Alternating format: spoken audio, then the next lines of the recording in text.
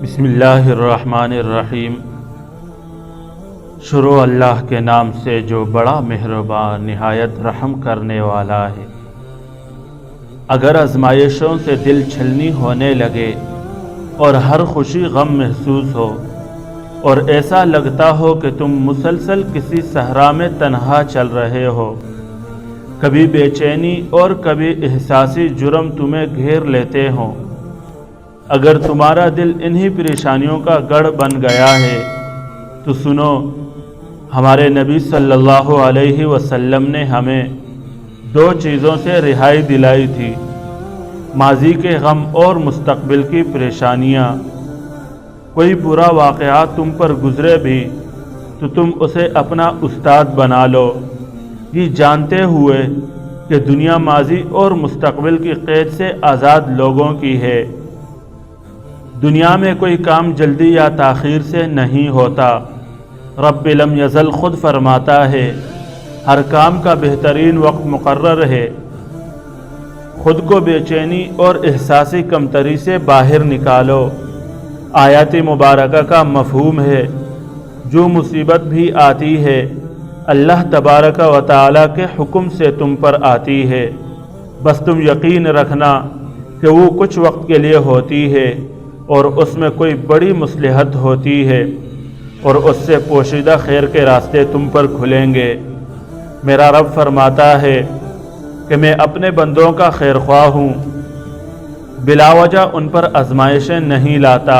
جب تم زندگی میں بلندی اور پستی کے ریگستانوں سے گزر رہے ہو اور صبر کرنے کی ہمت نہ ہو تو بس یہ خیال کرنا کہ وہ قسمت بدلنے والی ذات ہے اور کوئی دوسرا سرے سے یہ اختیار نہیں رکھتا کہ تمہاری زندگی کے فیصلے کرے کسی کے پریشر کے بغیر۔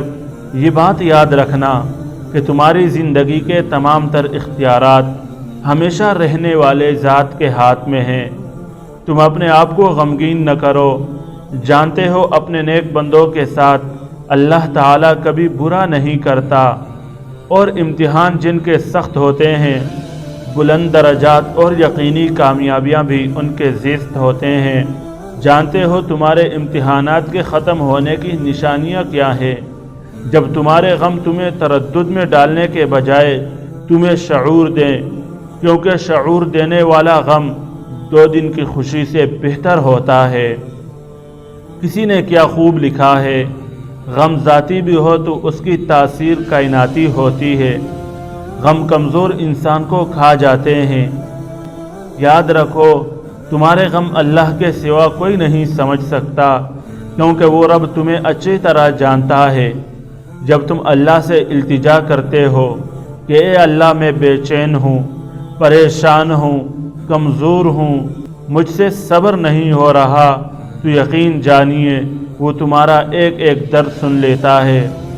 یقیناً اللہ کے سامنے بہائے گئے آنسو کبھی بھی خسارے کا سبب نہیں بنتے۔ چھوڑ دو اس بے یقینی کو، وہ رب تمہارے لیے صبر کے صلے لے بیٹھا ہے۔ تم تو وہ خوش نصیب ہو جو اللہ کے در پہ آتے ہو۔ وہ رحمان تو سب کچھ عطا کرنے والا ہے، اور عنقریب وہ تمہاری زندگی کے کتاب کو خوبصورت رنگوں سے سجا دے گا، اور تمہارے ایک ایک امتحان کے بدلے تمہیں انعام اور خوشیاں نصیب کرے گا، اور کامیابی کو آپ کی دہلیز کی لونڈی بنا دے گا انشاءاللہ۔